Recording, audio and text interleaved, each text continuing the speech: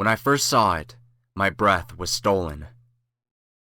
It stood there, resplendent in its silence, just daring me to come closer. I remember receiving a mixture of fear and fascination.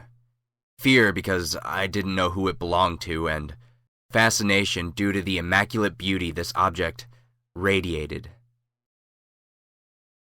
It's been close to a year since I crossed its path. Being 17 at the time and easily swayed by my peers, I was part of most mischief in my community, from graffiti to the occasional theft. Anything unfortunate that happened around my town, my friends and I were always the first to point fingers to. Now, although we were pretty reluctant to admit to the crimes, if some or all of us were caught red-handed, we'd all own up to it. A little over a year ago, my group decided to outdo ourselves once more, and we stole an ice cream truck. It was late, the sun was far in the distance, and no one was around for miles. The lot was fenced with a lock, but it was no match for a crowbar. I should explain a few things about my group of friends. Even though you may look at us as criminals, we all had our own very unique skills. For instance, one guy could smooth talk his way out of anything. He could sell ice to an Eskimo, so to speak. I did find it quite peculiar that he would speak on his behalf whenever we got caught, and the townspeople would just turn a blind eye to him, but he would still stand next to us to receive the punishment. Another member could drive any type of vehicle, semi-truck to bulldozer. That's another funny story. If he got behind the wheel, he'd make it move, which usually involved hot wiring. He was actually a very good driver unless we didn't want him to be, if you catch my drift. One guy had a very interesting skill, similar to mine. He had really good eyesight, and could even see in the dark, and he had a knack for knowing which building had something valuable inside, worth stealing. For example, we'd be driving around and he would just point to a building off in the distance. We joked that he was psychic, but he was right every single time. I said it was similar to my skill in a way. My skill is, wherever I go, I always find the most valuable thing in the entire building. I know some of you would just say, that's the job of a thief, or it's not hard to use your eyes. But it's more than that. One time, we broke into this random house, and while some of us were rooting around, I leaned against a desk. Nonchalantly opening a drawer, I found a diamond-encrusted necklace with a golden pendant. A different time, we entered a residence whose family was on vacation. I was drawn to the house's study, and like clockwork, the first thing I picked up happened to be a 2,000-year-old Roman coin. I pawned it for $5,000 at a shop outside the town's limit. Back to the ice cream truck incident. We broke into the lot, and our friends started the truck right up. We rode around for most of the night eating ice cream and speeding down local streets. As the night was drawing to a close and the sky was growing lighter, we took a turn down a residential dead end. We all knew this dead end because the road ended before a small lake we all like to swim at in the summer. Once the truck was at 60 miles per hour, the cheeky bastard turned to us and said, "You guys like floats?" before turning on the music and launching us into the chilling water.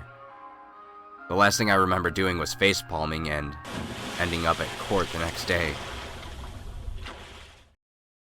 Standing before a judge, our driver still laughing about the pun he made, was the only thing breaking the crushing silence.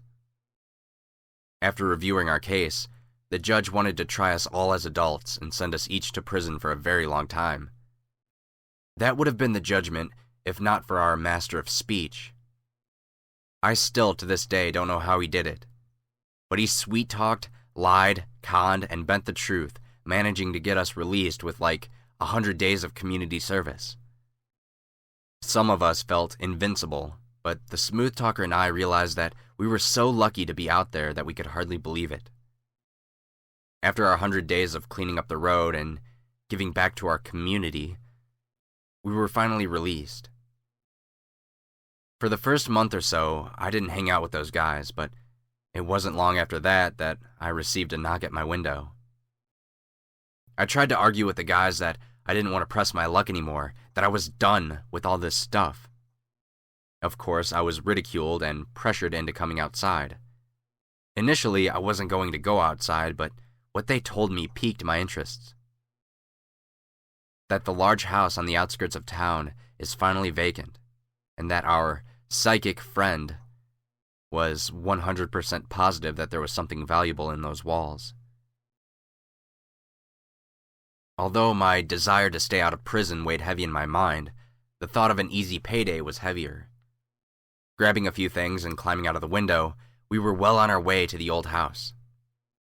The home itself was astonishing. A 3-story home which had to be at least 100 years old towered on the horizon.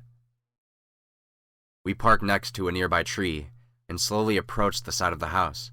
Peering in through a window, we noticed that the house was actually still semi-furnished.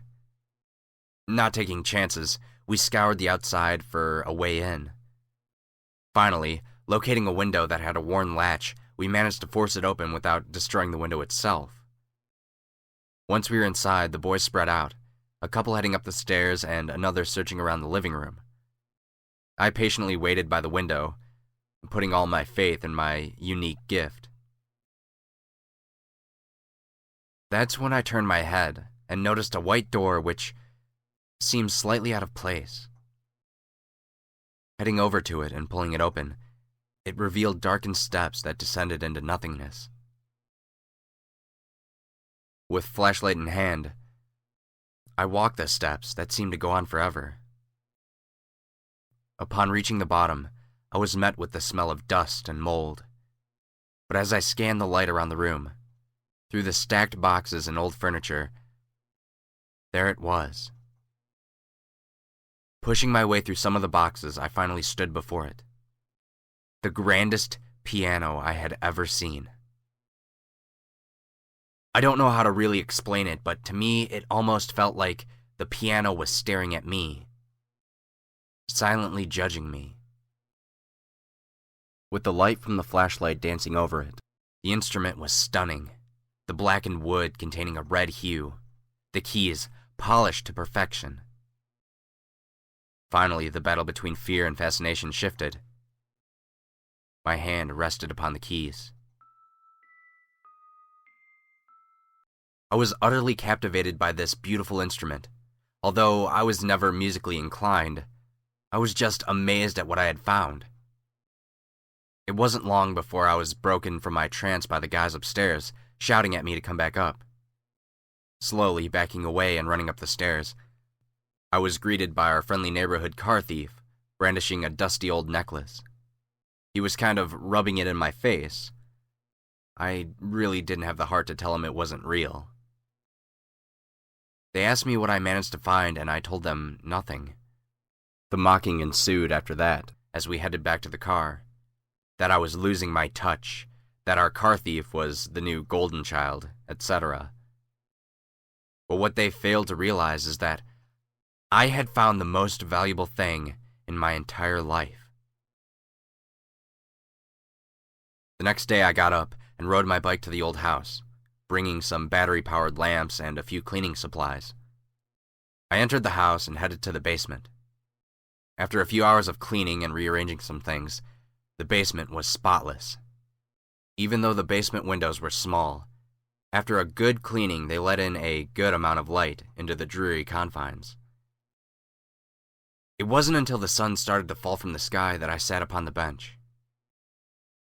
After striking that first key, the sensation that coursed through my body was insane. It felt like power. You ever get in a car and push it to the red? That's exactly what it felt like. Now, like I said before, I'm not musically inclined. I can't read music, nor do I know anything about pianos. So I just started to improvise, striking keys at random.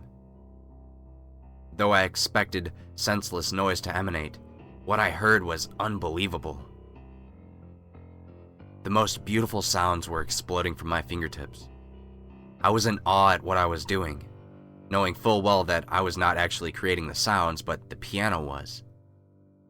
Each note played from my hands came together to form an intoxicating display of sounds.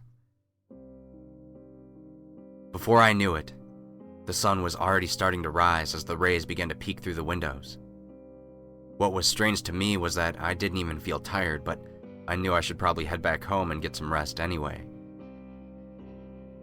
After a few weeks of heading there and playing the piano, I stumbled upon a bunch of trucks parked outside the old house. Riding up to the movers, I asked them what they were doing. I was almost appalled at seeing strangers messing around with my secret hideout. A man stood outside watching the movers carrying boxes and furniture from the trucks. I asked him who he was, and he told me that he and his family had just bought the house. Worried that I was going to lose my prize, I quickly thought up a story and told the man that the previous owner had taught me to play the piano, and that he wanted me to have it when he died. The man laughed at my plea to get the piano and denied my request. That's when I offered to pay him for it. Without batting an eye, I pulled out the $5,000 I had received from that previous heist and offered it while begging tearfully. It appeared as if I was putting on a good show, but to be honest, I wasn't faking it. I truly felt my heart start to break when he first rejected me. After seeing the pain in my eyes, the man finally caved, saying if it meant that much to me, I can have it. He even had the movers pull it out of that dark basement for me, and offered to use some of that money to take it wherever I needed to go. Before the movers loaded it onto the truck, he asked me to play it for him, just to make sure I wasn't lying about the story. I felt a lump grow in my throat, and paused as he stood there, arms crossed, with the movers resting behind him. The sly grin on his face seemed to stem from a hunch that he had that I was completely lying. Looking at the piano, which was bathed in sunlight, I felt butterflies in my stomach. Sitting upon that bench and swallowing hard, I looked once more at the man. Then I started to play. My fingers nimbly danced across the keys, and about halfway through, I happened to look up at the man, and his jaw was touching the ground. The movers were all captivated as well, just sitting and listening to the entrancing music that I was producing. Finishing, the man approached me slowly and handed me the $5,000. To be honest, I was quite shocked, but I didn't argue. I asked the movers to take the piano to my garage, which was used more for storage rather than cars. My parents questioned me as to how I came to own this piano, but were quickly silenced as I played for them.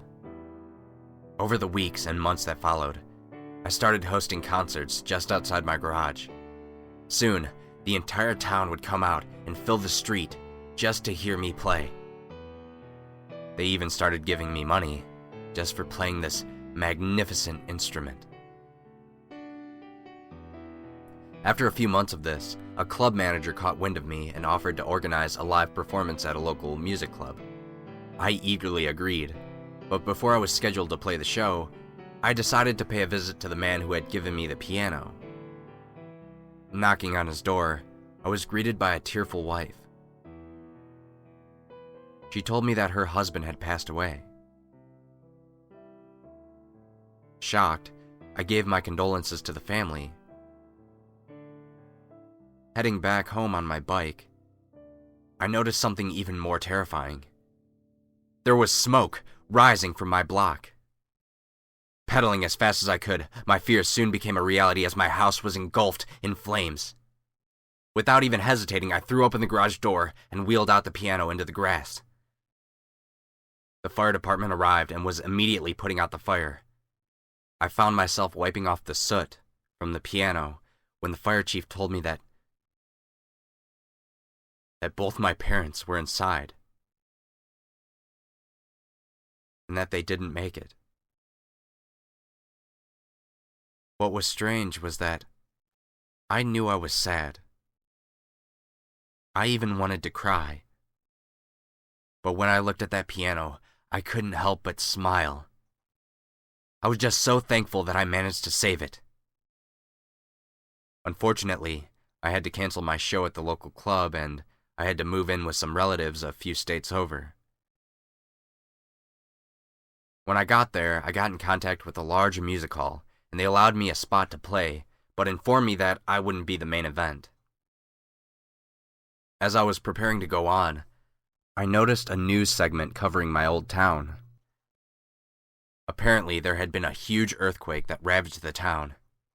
Scientists called it an act of God. I was glued to the screen as the reporters informed that the death toll was staggering. I felt sick. My mind was putting together pieces of a puzzle which made me doubt my playing. However, the thought that an inanimate object could cause a catastrophe like this was so far-fetched, I simply brushed it off. The entire show was sold out. And even though I wasn't who they came to see, I intended on providing the best show. The crowd was hushed, and through the silence, I finally began to play.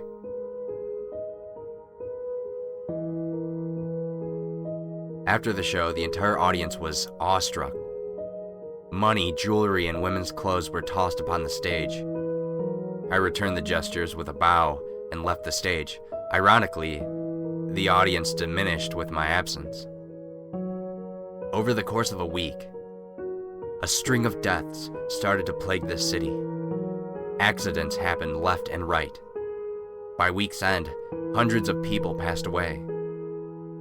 Finally, I knew it. I knew that I was the cause of all these deaths, that the piano had to be cursed. I knew I had to make a choice, either give up playing or live with the guilt.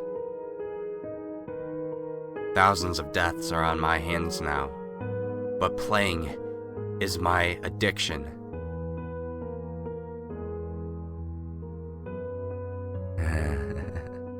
Well, my next show is this weekend.